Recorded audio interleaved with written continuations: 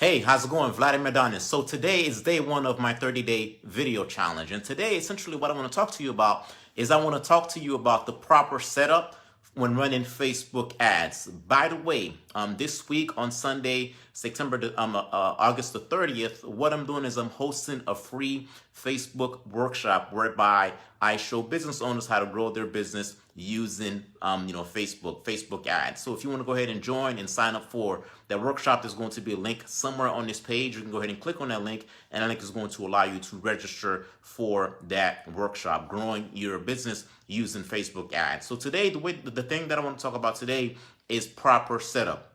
You have to go ahead and make sure that you set up things properly before you start to run Facebook ads. And the thing that I want to talk to you about today is setting up what we call a pixel. What is a pixel? A pixel essentially is a code that communicates between Facebook and your website, because the idea is that you're going to create a Facebook ad, and that Facebook ad, when people click on that Facebook ad, they're going to go over to your website. And when they arrive to your website, you want those individuals to take a certain action. So you need to go ahead and make sure that you create the pixel. The way that you create the pixel is inside of Facebook Business Manager. You just go in and say, hey, create a pixel.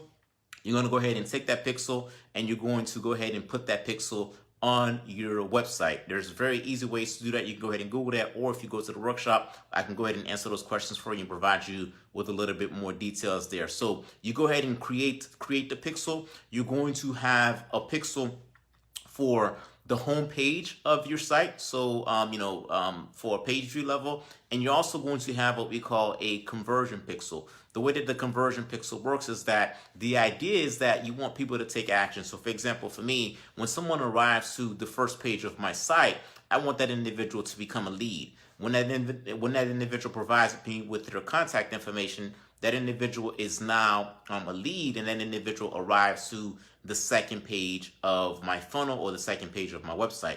Well, when someone arrives to the second page of my website, I want to know who those individuals are as well. So I get the pixel, I put the pixel on my entire website, and I also get what we call conversion pixel. I create what we call conversion events. A conversion event being someone takes a certain action, meaning that in addition to someone viewing the first page of your site, the action that they're taking in this case is that they become a lead. So those are the two types of pixels that I create, when I start to kind of just run my type of funnel. So think about, what type of actions you want people to take when they arrive to your site. Do you want that individual to become a lead, or do you want to, generate a sale? Essentially, in most cases, those are the two actions, that you want people to take. Is you want people to become a lead, or you want to go ahead and generate a sale. So create those two types of pixels, because from a setup standpoint, when you create those two types of pixels, you'll be just that much better off when it comes time to,